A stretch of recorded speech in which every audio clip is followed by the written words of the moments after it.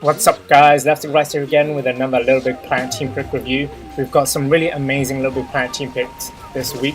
They're all actually very good quality and they're all actually quite long in comparison to previous team pick weeks. And they all got really long names for some reason this week. But basically we're going to start off with a Shuriken in the Castle by Mascottag. We've got a cool power up in this level. We're using a Shuriken, we can use it to like cut lines. And we can actually use it to flip switches, and we can use it to fight a little mini boss midway through the level. The general aesthetic is actually very nice, quite well polished. Everything generally fits together. The music is very nice as well, and the obstacles, they're spread out very nicely. There's great sort of progression in terms of the obstacles that you actually do. The floaty fluid obstacle seems a bit randomly placed sometimes, but it's not too jarring. It doesn't really make too much difference. The mid-level boss was a bit disappointing, I guess, in terms of it's got one attack pattern, it doesn't change, and the respawning bit just didn't really work out very well. And if you have a mid-level boss, it kind of implies there'll be another further boss at the very end, but there wasn't such a thing, which is slightly disappointing.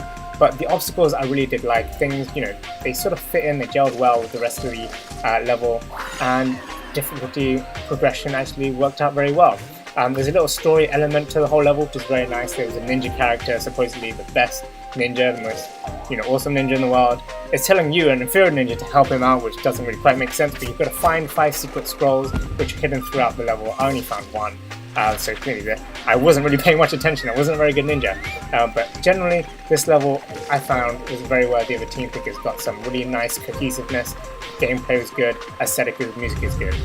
Next off, we have Missy Tailor's Big Stitch by makeimi. That was a really amazing level. I really liked the introduction. That was probably one of my favorite bits of the level.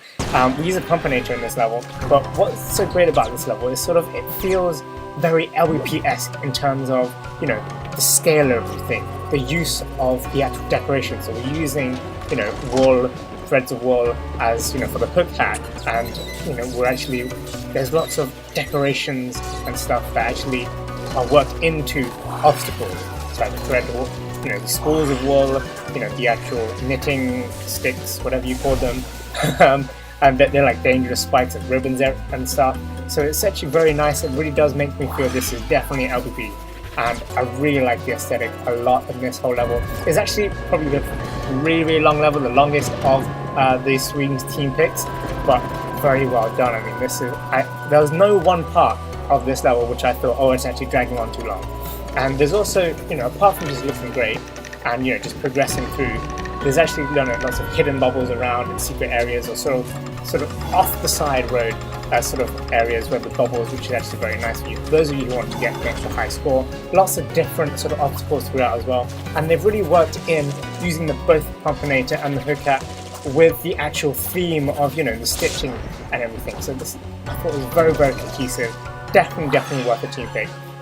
One major issue that I do have is while I like the camera changing around and sort of having some sort of items and obstacles in the layer in between us, us seeing view and Sackboy, some of them really don't quite work so well.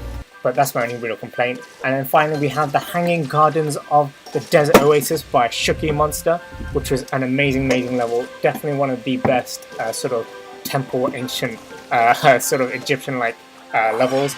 Very good Indiana theme.